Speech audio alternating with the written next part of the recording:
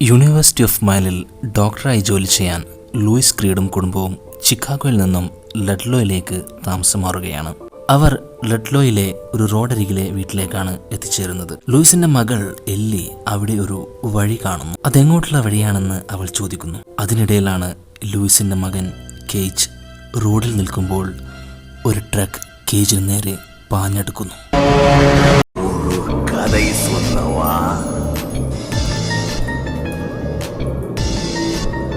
അയൽവാസിയായ ഒരു വൃദ്ധൻ ജൂഡ് കേജിനെ ആ ട്രക്കിന്റെ മുന്നിൽ നിന്നും രക്ഷിക്കുന്നു. അവർ പരിചയപ്പെടുന്നു. ആ വഴിയെക്കുറിച്ചാണ് ലൂയിസിന്റെ ഭാര്യ റേച്ചലും ജൂഡിനോട് ചോദിക്കുന്നത്. ആ വഴി എങ്ങോട്ടുള്ളതാണെന്ന് പിന്നീട് പറഞ്ഞു തരാമെന്ന് ജൂഡ് പറയുന്നു.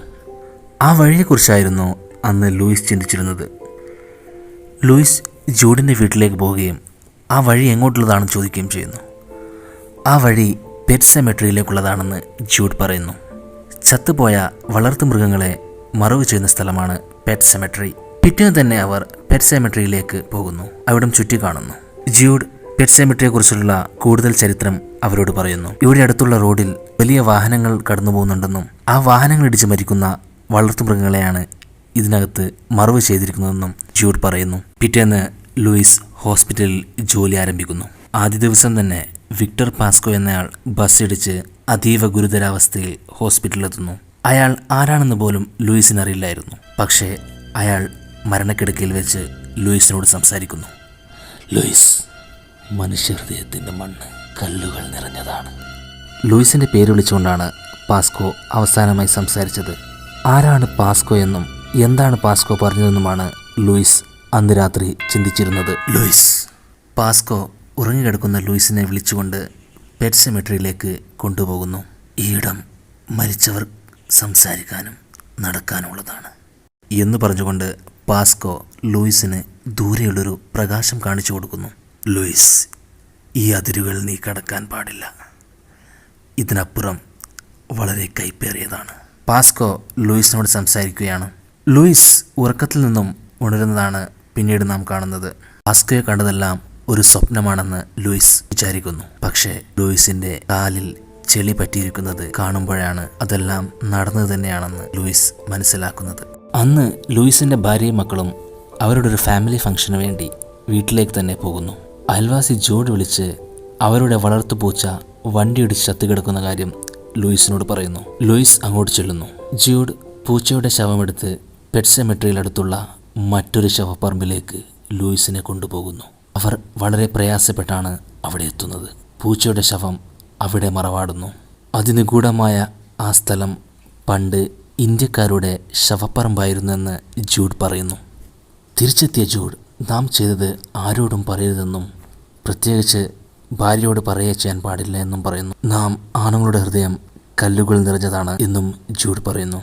അപ്പോഴാണ് ഈ വാക്കുകൾ പാസ്കോയിൽ നിന്നും ലൂയിസ് കേട്ടതായി ഓർക്കുന്നത്. പിറ്റേന്ന് രാവിലെ ജോയിസ് വീട്ടിലിരിക്കുമ്പോൾ മരിച്ച മറവാടപ്പെട്ട ആ പൂച്ച തിരിച്ചു വരുന്നതാണ് കാണുന്നത്. അതെ, അവരുടെ പൂച്ച തന്നെയാണത്. പൂച്ച പെട്ടെന്ന് ലൂയിസിന്റെ മുഖത്ത് മാന്തുന്നു. എന്താണ് സംഭവിച്ചതെന്നറിയാൻ ലൂയിസ് പെട്ടെന്ന് തന്നെ ജൂഡിൻ്റെ അടുത്തേക്ക് പോകുന്നു. ജൂഡ് പണ്ട് തൻ്റെ നായ ഇതുപോലെ രോഗം വന്ന് ചത്തപ്പോൾ അവിടെ കൊണ്ട് മറവാടിയ അത് പിന്നീട് തിരിച്ചെത്തിയെന്നുള്ള കഥ ലൂയിസിനോട് പറയുന്നു. ഏതെങ്കിലും മനുഷ്യനെ നിങ്ങളവിടെ മറവാടിയിട്ടുണ്ടോ? വളരെ പരിഭ്രമിച്ചുകൊണ്ടാണ് ഇല്ല എന്ന് ജൂഡ് ഉത്തരം നൽകുന്നത്. ലൂയിസിന്റെ കുടുംബം തിരിച്ചെത്തുന്നു. അതിനിടയിലാണ് മാനസിക രോഗിയായ ജൂഡിന്റെ ഭാര്യ ആത്മഹത്യ ചെയ്യുന്നത്. ചടങ്ങുകൾ നടക്കുന്നു. അതിനുശേഷം അവർ സ്വർഗത്തിലെത്തിയിരിക്കുമോ എന്ന് ലൂയിസിന്റെ മകളി ചോദിക്കുന്നു. ഇതെല്ലാം കേട്ട് ആ ദിവസം രാത്രി ലൂയിസിന്റെ ഭാര്യ സ്പൈനൽ മെനിഞ്ചൈറ്റിസ് രോഗിയായ തന്റെ സഹോദരി സെൽഡയെക്കുറിച്ച് ലൂയിസിനോട് സംസാരിക്കുന്നു. സെൽഡയുടെ രോഗം മൂർച്ഛിച്ചതും അവളെ ഒരു റൂമിൽ അടച്ചതും അവളെ പരിചരിക്കാനുള്ള ചുമതല റേച്ചലിനെ ഏൽപ്പിച്ചതും ലൂയിസിനോട് പറയുന്നു. അവരുടെ മരണമാണ് അന്ന് താൻ ആഗ്രഹിച്ചതെന്നും റേച്ചൽ പറയുന്നു. വളരെ സന്തോഷത്തിലാണ് ആ കുടുംബം. പുതിയ വീടും അന്തരീക്ഷവും ആസ്വദിച്ചിരിക്കുകയാണ്. പട്ടം ഇപ്പോൾ പറത്തുന്നത് കേജാണ്. ആ പട്ടത്തിൻ്റെ ചരട് കേജിൻ്റെ കയ്യിൽ നിന്നും വിട്ടുപോകുന്നു. കേജ് ആ ചരടിന് പിന്നാലെ ഓടുന്നു. ദൂരെ നിന്നും അതിഭീമാകരമായ ഒരു ട്രക്ക് വളരെ വേഗത്തിൽ കടന്നു വരികയാണ്. കേജ് റോഡിൻ്റെ നടുവിൽ ഒരു കുടുംബത്തിൻ്റെ മുഴുവൻ സന്തോഷവും അവിടെ നശിക്കുന്നു. ലൂയിസിന്റെ ശ്രദ്ധക്കുറവ് കൊണ്ടാണ് കേജിന്റെ മരണം സംഭവിച്ചതെന്ന് ഭാര്യയുടെ അച്ഛൻ പറയുകയും ശവസംസ്കാര ചടങ്ങിനിടെ ലൂയിസിനെ മർദ്ദിക്കുകയും ചെയ്യുന്നു. എല്ലാ ചടങ്ങുകളും കഴിഞ്ഞ ശേഷം ലൂയിസ് ജൂഡിനെ കാണാൻ പോകുന്നു. ആ ശവപ്പറമ്പിനെ കുറിച്ച് സംസാരിക്കുന്നു. അവിടെ മനുഷ്യനെ അടക്കിയിട്ടുണ്ടോ എന്ന് ചോദിച്ചപ്പോൾ താൻ കളവ് പറഞ്ഞതാണെന്നും 2ാം ലോക മഹായുദ്ധകാലത്ത് ടിമ്മി എന്നൊരു യുവാവിനെ അവിടെ അടക്കിയിരുന്നെന്നും അയാൾ തിരിച്ചു വന്നപ്പോൾ ഒരു സോംബിയെ പോലെയായിരുന്നു വന്നതെന്നും മനുഷ്യരച്ചു തിന്നുകയും എല്ലാവരെയും കൊല്ലാൻ ശ്രമിക്കുകയും ചെയ്ത അയാളെ നാട്ടുകാർ കുടുംബത്തോടൊപ്പം തീ വെച്ച് കൊല്ലുകയായിരുന്നു എന്നും ജൂഡ് പറയുന്നു. അവിടെ നിന്ന് തിരിച്ചു വരുന്ന മനുഷ്യർ മൃഗങ്ങളെപ്പോലെയാണ് പെരുമാറുന്നതെന്നും അതുകൊണ്ട് ചിലപ്പോൾ മരണം തന്നെയാണ് നല്ലത് എന്ന് ജൂഡ് പറയുന്നു. ശവസംസ്കാര ചടങ്ങിനിടെ നടന്ന അനിഷ്ട സംഭവങ്ങൾക്ക് റേച്ചലിന്റെ അച്ഛൻ ലൂയിസിനോട് മാപ്പ് പറയുകയും അവരെ തൻ്റെ വീട്ടിലേക്ക് വിളിച്ചു കൊണ്ടുപോവുകയും ചെയ്യുന്നു. ലൂയിസ് പിന്നീട് വരാമെന്ന് പറഞ്ഞുകൊണ്ട് അവിടെ തന്നെ നിൽക്കുന്നു. മകൻ്റെ ഓർമ്മകൾ ലൂയിസിനെ വല്ലാതെ അലട്ടിയിരിക്കുന്നു. ലൂയിസ് ഗേജിൻ്റെ ശവം അടക്കിയ സെമിത്തേരിയിൽ പോകുന്നു. ലൂയിസിൻ്റെ ചിന്ത ആ നിഗൂഢമായ ശവപ്പറമ്പിനെ കുറിച്ചാണ്. എൻ്റെ മകൻ്റെ ശവം അവിടെ മറവാടാൻ ലൂയിസ് തീരുമാനിക്കുന്നു. അപ്പോഴാണ് അവിടെ പാസ്കോയുടെ ആത്മാവ് വന്നുകൊണ്ട് പറയുന്നു, ഒരിക്കലും ചെയ്യരുത്, അങ്ങോട്ട് പോകരുത് എന്ന്. പക്ഷേ അതൊന്നും മുഖവിലക്കെടുക്കാതെ ലൂയിസ് അവിടെ നിന്നും എൻ്റെ മകൻ്റെ ശവം കുഴിച്ചെടുത്ത് പെറ്റ് സെമിട്രിക്ക് അടുത്തുള്ള ആ ശവപ്പറമ്പിൽ കൊണ്ടുപോയി കുഴിച്ചിടുന്നു. പിറ്റേന്ന് രാവിലെ ഉണർന്ന ലൂയിസ് തൻ്റെ വീട്ടിലെ ആ വലിയ കത്തിയും തൻ്റെ ടൂൾസും ഒന്നും കാണുന്നില്ല. ഗേജ് തിരിച്ചെത്തിയിരിക്കുന്നത് വളരെ ക്രൂരനായിട്ടാണെന്ന് ലൂയിസ് മനസ്സിലാക്കുന്നു. ഈ സമയം ഗേജ് ജൂഡിൻ്റെ വീട്ടിലായിരുന്നു. ആ കത്തി ഉപയോഗിച്ച് ജൂഡിനെ അതിക്രൂരമായി തന്നെ ഗേജ് കൊന്നൊടുക്കുന്നു. മറ്റൊരിടത്ത് റേച്ചലും എലിയും സംസാരിക്കുകയാണ്. എലി ലൂയിസിന് എന്തോ സംഭവിച്ചിട്ടുണ്ടെന്ന് സ്വപ്നം കണ്ടതായി റേച്ചലിനോട് പറയുന്നു.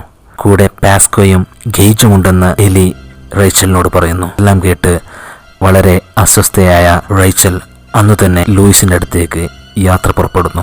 റേച്ചൽ ആദ്യം തന്നെ കയറി ചെല്ലുന്നത് ജൂഡിൻ്റെ വീട്ടിലേക്കാണ്.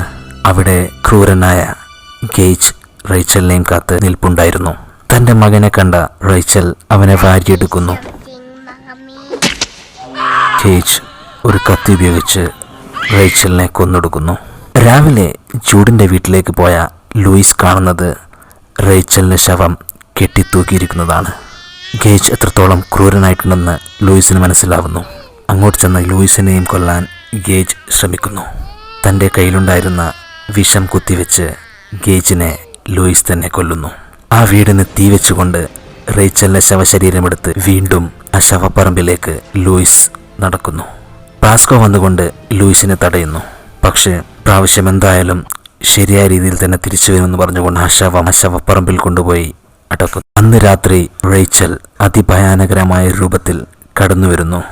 റേച്ചൽ ഒരു കത്തി കയ്യിലെടുക്കുന്നു. ലൂയിസിൻ്റെ ഒരു നിലവിളി ശബ്ദത്തോടെ ചിത്രം അവസാനിക്കുന്നു. 1983 സ്റ്റീഫൻ കിങ് എഴുതിയ പെറ്റ് സെമിട്രി എന്ന നോവലിനെ ആസ്പദമാക്കി 1989 മേരി ലംബേർഡ് സംവിധാനം ചെയ്ത സിനിമയാണ് പെറ്റ് സെമിട്രി. സിനിമയിൽ സ്റ്റീഫൻ കിങ് തന്നെ ഒരു അതിഥി വേഷത്തിലെത്തുന്നുണ്ട്. 2019 സിനിമയുടെ ഒരു പുതിയ റീബൂട്ട് വേർഷനും കൂടി റിലീസായിരുന്നു. കഥയിലേറെ മാറ്റങ്ങളോടെയാണ് പുതിയ വേർഷൻ റിലീസായത്. പഴയ സിനിമ തന്നെയാണ് ഏറ്റവും മികച്ചു നിൽക്കുന്ന ഒന്ന് എന്നാണ് തോന്നുന്നത്.